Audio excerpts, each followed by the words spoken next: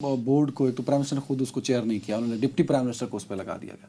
फिर उन्होंने एतमाद में लिया पाकिस्तान पीपल्स पार्टी को, बिलावल साहब भी उसका कहीं ना कहीं आए चीमा साहब बैठे होंगे। हाँ वो भी थे बैठे होंगे। मैं ऐसे कह रहा हूं, मैं ऐसे अंदाजा मुस्तनद ज़राए ये कहते हैं कि वो भी मौजूद। मैं खबर नहीं दे रहा। अच्छा तो ज्यादा नो पीका प्लीज। हाँ अच्छा, उसमें हुआ क्या? नहीं अब तो ये हो चुका ना, नोटिफिकेशन हो चुके, बोर्ड हो चुका।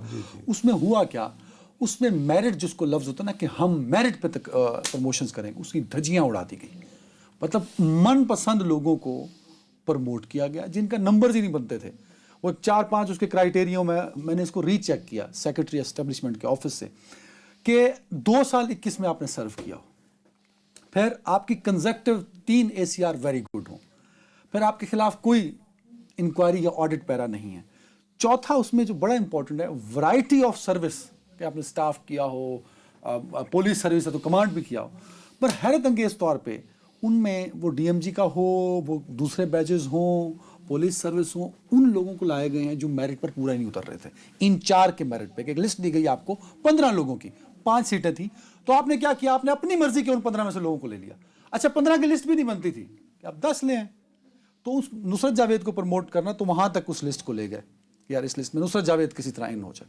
फॉर एग्जाम्पल मैंने वैसे तो सारी लिस्टों पे काम किया, एक मैंने लिस्ट निकाली police services of Pakistan PSP की, उस पे इन्होंने 8 लोगों को प्रमोशन दी। जो लिस्ट बनाई वो कुछ 36 लोगों की बनाई है। 36 लोगों का वर्किंग पेपर्स जाते हैं। 36 को 21 में से 22 में लाना, 21 में नहीं, 36 लोगों की लिस्ट गई जो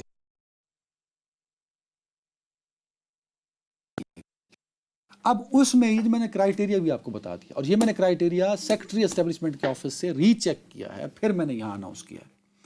अब उसमें इन्होंने 8 लोगों को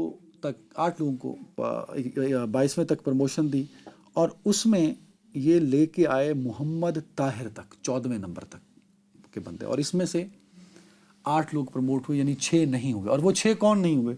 जो टॉपर्स हैं। मतलब टॉपर्स में एक नाम मोहम्मद आमिर जुल्फकार खान का भी है, जो IG इस्लामाबाद। खाली एक जगह नहीं, वो मेरा ख्याल है IG पंजाब भी लगे थे जब शहबाज साहब आए थे लगे, और IG मोटरवे भी रहे, IG इस्लामाबाद भी रहे। तो अगर इतने ही बुरे थे तो फिर वो क्यों लगाया था मैंने प्रीवियसली ना IG मोटरवे क्यों लगाया, और IG पंजाब क्यों लगाया? IG अगर वो इतना ही बुरा अफसर था तो आपने इन 3 जगहों पे उनको क्यों पोस्ट किया?